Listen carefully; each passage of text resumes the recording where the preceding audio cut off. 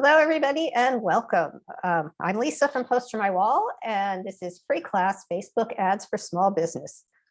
Today, we have an expert here on Facebook advertising. We are so excited that she's joining us, Morgan Myers from Life Marketing, and she's going to walk you through the basics of Facebook ads for small business.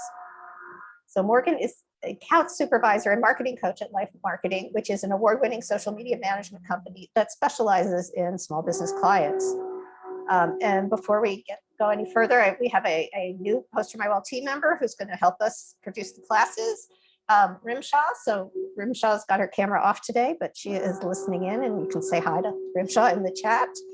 And so everybody, let us know where you're from and that you're here so we can say hi back to you. I am in Atlanta, Georgia. Morgan is in Idaho. Rimshaw is in Pakistan, and Audrey is in the San Francisco Bay Area. So does anybody else find Facebook advertising really confusing? There's so many options. It's really hard to know what to try, right? Booster advertised, target audiences, lookalike audiences, right? And how much should you spend? And how can you tell if your campaign is delivering results? Today, Morgan is going to answer all of those questions. She's also going to share 3 small business case studies: a restaurant, a clothing retailer, and a real estate company. And along the way, she'll share each campaign's goal, the strategy that was applied, the graphics and other creative assets that they used in their campaign, and the results. And we'll also, at the end of today, if you stay for the whole thing, we do have a promo code for you and some bonus content, including a really nice download of Facebook marketing terms and an ROI calculator that Life Marketing put together for you. So our goal today is for you to leave with a better idea of whether Facebook ads are right for your business. And if they are, we hope you'll leave feeling comfortable enough to start experimenting. Today's class will be discussion style. So this is your opportunity to ask Morgan all of your Facebook ad questions. We're going to have Audrey again. We'll be answering you in the comments. So do put your questions in the comments, and Audrey will try to ask as much as she can live today. And anything that we don't get to, please check back later. We will go into the Facebook feed after the class and answer anything else. And we've asked Morgan to pop by and say hi in our Facebook group as well, if you have any questions directly for her. The video will stay here on our Facebook Live page, so you can come back whenever you want if you want to, slow it down and watch it again or watch pieces. And please do share this with anybody who you think might find it interesting or useful. Audrey, do we have any shout outs before we get started? We do. So we had Angelina saying hello. We have one of our regulars, Horzed. We also have Jason from Australia, Joshua from Louisiana, Tracy in Philadelphia. Let's see, Eric in El Paso. We have Pascal from Nigeria, Joyce in Cleveland. We have Kalioski from New Orleans as well. So we have a lot of people joining us from all over the place. Thanks everyone for being here. All right, that is wonderful. Glad you're all here with us, and let's get started. So welcome, Morgan. Welcome. I'm going to go ahead and stop sharing my screen for now. And so tell us, Morgan, what do you have to share today? Yeah, so today I wanted to share some examples of some realistic campaign results. A lot of what we see from marketing agencies and people online is really fantastic results. So I wanted to give you kind of case studies of examples that are doing something that I think is achievable for most small businesses. So they're exciting, these are good results, but they're more realistic, attainable, and affordable for people. Right. So how can a business know if it's worthwhile for them to advertise on Facebook? Yeah, so it's useful for most businesses to advertise on Facebook and Instagram, honestly. Billions of people are on the platform, and it is one of the major places where people are making purchases online. So great place to be. There are a lot of your potential customers on the platform. It is not an immediate success result though, however, so you do need to have patience. You need to be consistent when you do that. When you're marketing on Facebook, you do need to be organized because there are a lot of moving parts, and you'll need to be able to test different things to see what's working. I would really say that I wouldn't recommend that people do advertising on Facebook unless they're willing to invest at least $600 a month they are willing to invest at least 3 months in kind of making sure that this is working, spending a couple hours a week. And they should have a clear and focused landing page and kind of know what makes them different than their competitors. All of those things I think will make a successful start to marketing. So in other words, there is no simple solution that works for everyone. Yeah, that's really well said. I wish that there was. It would make things a lot easier, especially for me and my job. But there is no magic formula. So we do follow best practices. You could follow general paths to get where you're going, but really it's making adjustments along the way and kind of learning as you go. All right, so let's start with a question that I've heard a lot, which is, what is the difference between ads and boosting? Yeah, so boosting your posts would be for more like your organic content. This is the stuff that you'll put in your social media feed. When you're boosting, you're just trying to get your post in front of more eyes. Only a small percentage of your followers will actually see your organic posts. So boosting can put $10 or $15 behind it to get it out there to more people. Now, your paid advertising, though, that's going to be a lot more focused. We'll have more targeting options there. We'll be able to do more things and track more goals. So that's more on your kind of paid marketing efforts. It's separate from your organic. Okay. And in your opinion, what is the minimum budget that makes it worthwhile to advertise? That's a great question. I have noticed that the cost of advertising have been rising, but most small businesses still can see modest results using about $600 a month. Actually, most of the examples that I brought today are using between $500 and $1,000 a month so that I could show smaller budgets and those results. Okay, awesome. And so you got some examples for us. So why don't you dive into the first one there? Okay, perfect. So I will share what we're looking at here. Okay, so the first example is going to be for a restaurant. So our goal here, this restaurant had not really done any advertising online before. So our goal was to raise awareness for their location, increase foot traffic into the store, and increase their online orders because that is a function they had recently rolled out. So this was a local advertisement. We're really not looking for online people all over the world because you can't go pick up your hamburgers if you live somewhere else. So our strategy was to run a traffic campaign. We really wanted to drive users to the menu, the contact information, try to get them to make that order or go into the store. Once we have a couple thousand people in this warm audience, these are active campaigns that are running now. Okay, I'm going to interrupt. So for people who don't know, what is the difference between a warm and cold audience? That is a great question. Thank you for asking. So a cold audience is just going to be anyone who doesn't know about your business at all. Your business doesn't exist as far as they are concerned. They may have an interest in what you do, but they don't know about you. Now, a warm audience is going to be someone who knows about your business in some way. Either they engaged with a post, they watched a video, they clicked through to your website, they made a purchase, something like that. So warmer audience would be some people closer to making that purchase. So our whole goal is getting people who don't know that this location is here, telling them about it, and then kind of pushing them toward that purchase. So that was our strategy there. Now, we weren't sure with this client what creative was going to do the best. So we did an A/B test here, which is something that most businesses will need to be doing. They're pretty simple to set up in Facebook, but basically you just test one difference. So if you'll see in my example here, we tested two different versions of a graphic, one with a person in it, and then one with just the hamburgers with hands holding them to see what people responded to most. You keep everything else the same for these tests, the same creative, same targeting, all of that, because you just want to see how this does. But so we did $20 a day for this one. We ran this campaign for 30 days. And I can walk you through some of the targeting for that. So I included the targeting here for who we went for, because your targeting is going to be different with any business. This won't be the same for everybody, but you could choose your demographics based on your age, the interests that people are looking for, their location if you're a local business. So this was what we consider a cold audience, where we're just kind of targeting interests. These people don't know about this company. So I did want to show you the estimated daily results here on the side are pretty low, and that will be normal for a local business. Okay, so I want to go back to that. So what are sort of ranges should a local business be looking for?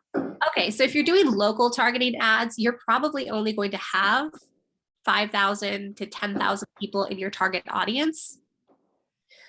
So if you see lower numbers for your reach, a lot of local businesses will get nervous thinking I'm not going to reach enough people, but that's usually plenty for smaller local businesses. Good to know. Thank you. Yeah. So this is, sorry to interrupt, ladies. Sorry, Morgan. We actually have one user who was asking if it's possible to either full screen the slides or make them just a little larger. I think some people are having trouble just viewing it. absolutely. Is that better? Thank you. No problem.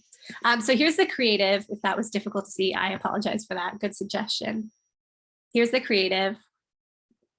And I apologize if some of these are a little fuzzy. But this is the audience targeting that we did. So you can see we separated by age. Everybody loves hamburgers. It's kind of a sports bar feel. So we went with the sports interest there, and we were doing this for the Super Bowl. So that's why we kind of did the football game thing. And then our reach there and our estimated link clicks. Those are just an estimate. You can always get more or less than the estimate, but it's a nice place to start. So here are the results of the two tests that we did. The one on the left is for the hamburger with all the hands. The one on the right is for the person that was standing on the red background. So as you can see, the one on the right did much better in our A/B test. It got way more clicks. It was a much lower cost per click, and the click-through rate was higher for that ad. So neither one is super bad. But when we're testing things, we will look for the clear winner, and then we'll just run with that ad for a little bit longer. When you say a little bit longer, how long is a little bit? Yes, that will vary. It will depend. Yeah, I will look at things like frequency to see how often people are seeing those ads. But really what I'm looking for is this kind of peak here. If I don't see the ads start to recover and go back up after a couple of days, maybe a week, depending on what my goal is internally, I will know that the lifetime for that ad is probably over, and it's not going to recover from there, and it will just end up costing without really having results. So I'll pay attention to it like that. I'll start to see when it's dipping, and if I don't think it's going to recover, I'll just turn it off and go with a different ad. Hi, Morgan. So I have a question. Yes. So would you recommend spending some time to research who exactly makes up your target audience before you put out your ads on Facebook? Or would you recommend figuring it out through experimentation as you post different versions of your ads? That is a good question. It's going to be a little bit of both. So we definitely do some audience research before.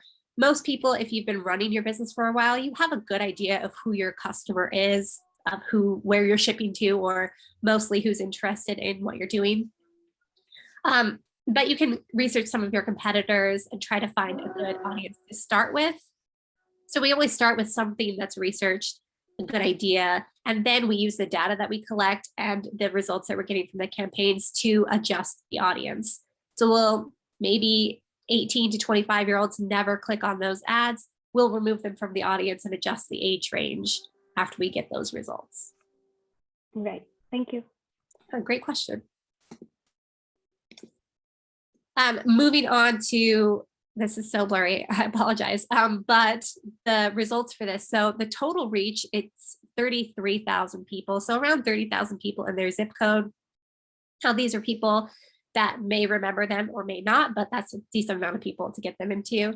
792 website clicks. We had 25 people check out. And the restaurant is tracking foot traffic at the counter so they can get an idea of who's coming through the ads. So what I would do after this is I would keep running the winning ad as long as those quality metrics are high. And I was talking about that thing, the frequency stat, which you can kind of see right here. Both of these are under a 2, which means everyone in this audience has seen this ad less than 2 times. If I see that get to 3 or 4, I'll make a new ad, refresh the creative, and show it to the same audience so that they don't get bored. So which of these statistics is the most important? What is the metric that is most important to pay attention to? That's a great question. There is really no singular metric that you can look at and say, okay, these ads were a success or a failure. You have to really look at everything. If the results of the ad, like the reach and the clicks to the website, if that was worth the ad spend to your business, then it was a successful ad, basically. But you will look at the impressions, your cost, make sure that your cost per result is affordable for your business, and take a look at things like your frequency and your quality score. Those are the highest. They rank the highest when I'm looking at whether an ad is doing well or not. That's where I will look first. After this ad, I would retarget all of those website clicks. So the 792 people that clicked, I would start a new ad where I would show them like a coupon code, maybe 10% off your first order or something. That's to move this now warm audience to an audience that's ready to buy. So that would be kind of the next steps from this point, if that makes sense.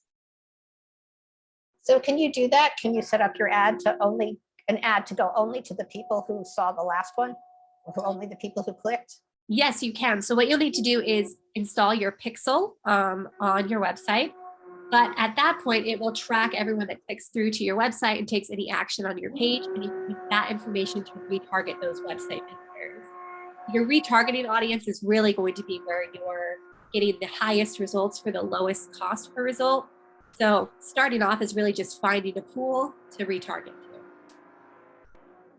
Okay. And for people who don't know what a pixel is? Yeah, a pixel is just it's a code that tracks movement on your website. So it's like a long digit. You install it onto your website, and then it just communicates with Facebook and lets them know what actions people are taking on your site. And where do you get a pixel? You'll get a pixel from the Facebook Business Manager. You create it while you're creating your ad account. Got it. Great questions. Okay, so this was the restaurant example. This is really just a traffic campaign. This is brand awareness, getting people there and building that warm audience to retarget.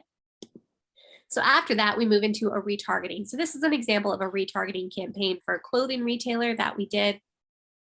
The audience that I was targeting was website visitors over the last 30 days. So this required that the pixel was installed. We had that traffic audience going, and now we're targeting anybody that clicked through onto the website and spent some time there. So this client's budget was $1,000 for the month. We ran this campaign for 30 days, and we did a carousel of some product photos that they had done. This was a street style brand, so they took photos in the street that made a lot of sense for the brand. They were very high quality photos. So we did a carousel of those. And a carousel is just a bunch of pictures in a row. You could have up to 10 in an ad on Facebook. So some of the results. So actually, I apologize, and to back it up, we tested a bunch of different versions of creative for retargeting this audience. So I'll show you all of those results. It's quite a lot of campaigns, but I wanted to show you the results for this specific ad that you just saw. So in the 30 days, it got 21 website purchases. It was $12.33 per purchase. So for this client, I know that this ad was a pretty good ad for them because they wanted to keep their cost per purchase below $15 if possible. And before that, we had been in the $20 to $25 range. So this was a really big success for our ad campaigns because we got this cost per purchase down so low. And the purchase ROAS, which is a ROAS is a return on ad spend. So this is just looking at what you spent on the ad and what you made back. It's not taking into account any expenses, so it's not an ROI. But a 9.17 is a very good return on ad spend. That's a 900% return on ad spend. So that was very exciting to see as well. Very nice for the client. As you can see here when I was chatting about kind of the peaks, we had this one really big peak here where we had the most website purchases, and we kind of have dips and valleys here, or mountains and valleys. This can be a normal thing too. You want to keep an eye on this. And then once you see it start to plateau, it's probably time to just call that ad. So you're saying that if somebody sees it go down to 0, it doesn't mean that they're done. They should give it another day or two and see if it goes back up. Right. That's where the patience comes into play, because if I had shut this ad off here, I would have missed out on all of these conversions for this client. So it can be easy to get a little trigger happy and be like, oh, this is not doing results anymore. I'm going to turn it off. Just give it a couple of days and then you'll have enough data to say, okay, it really is not working. I can turn it off. But talking about all of those other campaigns, so as you can see, you can run a number of campaigns at the same time, just depending on what your budget is. You want to watch that a little bit. But this is where you can do a lot of the testing for things. So these are all retargeting ads. The one that I showed you was at 21 purchases. So that was one of the best performing ads. But this kind of shows you all of the other ones that we were running. What I did want to highlight here was sometimes you will run an ad and you'll start to see data like adds to cart, for example. This is not a super incredibly clear number, but it was what was it? It was like $24,000 in adds to cart, but those carts were abandoned. My client wasn't aware that this was happening. So this is something we learned after we installed the pixel data, and we were able to set up an abandoned cart sequence and recover 20% of those carts. So you may learn things as you're running ads that you can implement that will help you make even more money or have even better ads. Awesome. Yeah. Megan, can I run it back a bit? Sorry. Yeah, no problem. Yeah. There were actually a couple of questions.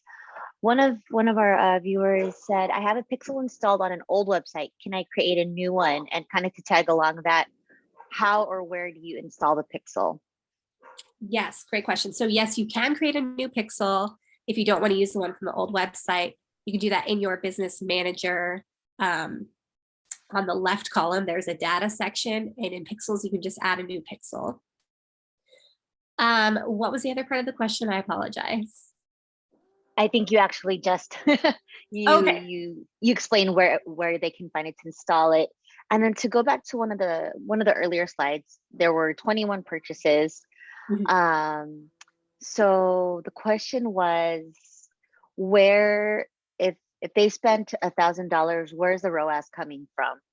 Sorry, if you could just clarify that. Yeah, no, that's a good question. So the $1,000 was spent across all of these campaigns that I'm showing you here. So what this ROAS is calculating is what portion of that budget was spent on this ad specifically. So if I take a look here, it looks like roughly $256 was spent on that ad specifically. Just that ad. Okay, but there were multiple ads across the board. Correct, yeah. Got it. Okay, thank you. Yeah, so that's a great question. It will show you a ROAS for your individual ads and then for your campaign and your account as a whole. So you can get different ROASs, but depending on what you're looking at in your account. Okay, thanks. Yeah, no problem.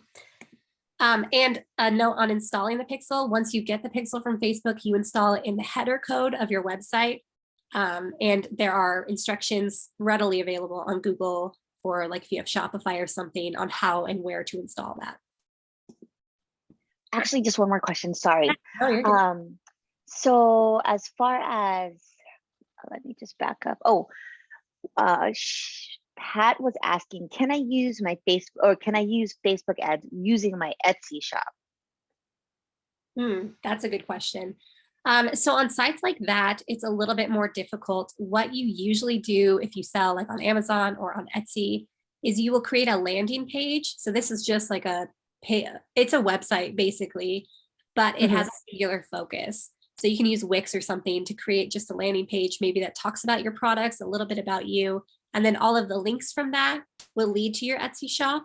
So you'll lose a little bit of data between those two things, but that's usually how we handle that for clients that are doing kind of a third-party shop system. You run your ads to your landing page, and then your landing page will lead to your Etsy shop. Got it. Thank you. I want to point out that PosterMyWall's publish as web page option, you can add links, and so you can create a very simple, you can use a PosterMyWall template and turn that into a landing page. If you want to do it yourself. Yeah, that would be absolutely perfect. And they work really well. They're really easy for customers to navigate. So I like landing pages a lot. Great questions. Okay, I'm going to scoot to the third example that I have here. So this is for a real estate client. This would be for a more complicated, where you're not really selling a product that people can buy. Maybe you have a service, people have to contact you in some way, or you need leads.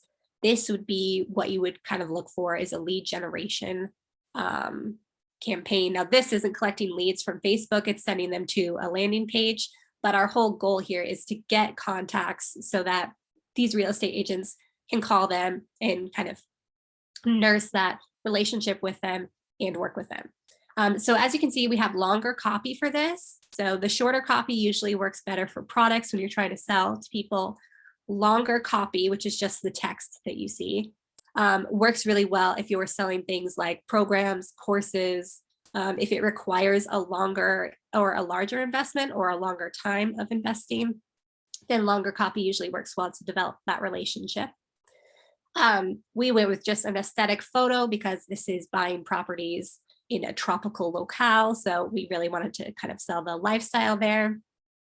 And you can even see in the copy, it's really selling that lifestyle of being on vacation and just everything being lovely. So we really leaned into that for this client. Now the results for this, I wanted to show you a campaign that was very, very new. So we were just in the first week of this campaign because starting campaigns can be really rough if you haven't run them before. So in the first week of this campaign, we got 163 clicks through to the landing page that cost 24 cents per click. And it was a 9.5% click-through rate. This is cold targeting. So we're just targeting people with an interest in the location, an interest in purchasing or buying a home or vacation home. So it was very broad, very general. As you can see, again, we have this little bit of a dip, but it goes back up, it goes down again.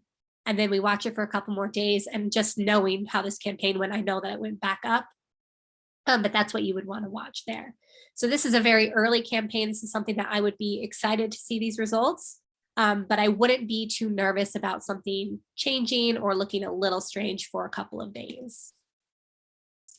So those are my examples. Does anyone have questions about the lead generation example that I showed last or any of the others?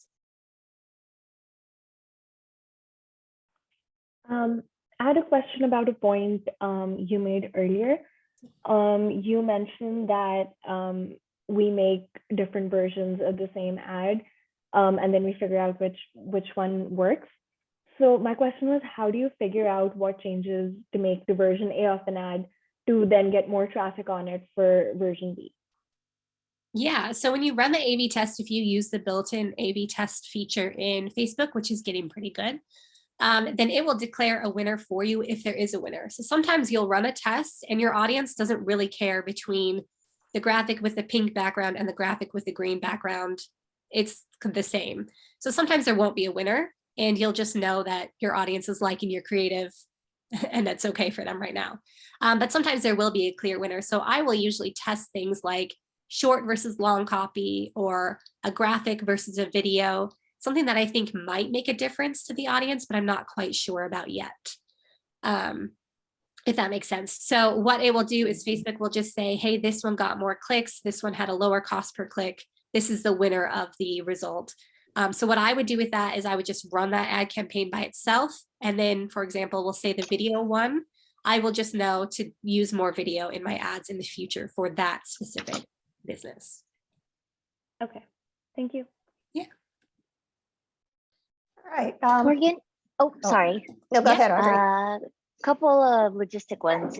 With the graphs you're showing, are these found on your Facebook tool, or do you kind of monitor it through a third-party tool? Yeah, all of those are from the Facebook Ads Manager. So all of the data that you need is there. It's also a good idea to have your Google Analytics to double check your data. With the iOS 14 change, all the privacy changes Apple made recently, some of the data is getting lost and it can be a little confusing to see, but Facebook you can trust pretty well. I would just match it up with your website data as well. Oh, okay, that makes sense. And then what do you do if you get a lot of high clicks, but then your sales are actually low or lower than you had anticipated? Would you then, I know you said to kind of be patient for a while, but do you then create new ads to the people who did click through? Like, is there a way to test that, or is that just kind of like there's no magic formula? Again, you just kind of want to test the waters. Yeah, that's a great question. So if I'm getting a lot of clicks and I'm in like a traffic campaign, I'm happy with that. I'm not really looking at the conversions. If I get some, that's nice, but that's not my goal for it. Retargeting people to try to get the conversions is a nice way to get those purchases, showing them a coupon code or something. But if you feel like your audience is pretty good and you've done a couple retargeting ads showing visitors your stuff and you're still not getting purchases that you want, you may need to look at your website or your landing page. If it's confusing or it takes a lot of steps to check out, for example, people can be leaving. They might not like that. So you can look at improving your website and kind of that experience. Or it could be the product or the offer. Maybe if you offer a 25% coupon code, it will be better than a 10% code. So there is some testing involved there and just some trial and error. And then the last thing that I do is look at the product itself. Maybe it's not differentiated enough from the competitors. Maybe it's a little outdated, just something like that. Kind of take a hard look at everything along the marketing pipeline. Okay, thank you. Yeah, no problem. So thank you so very much, Morgan.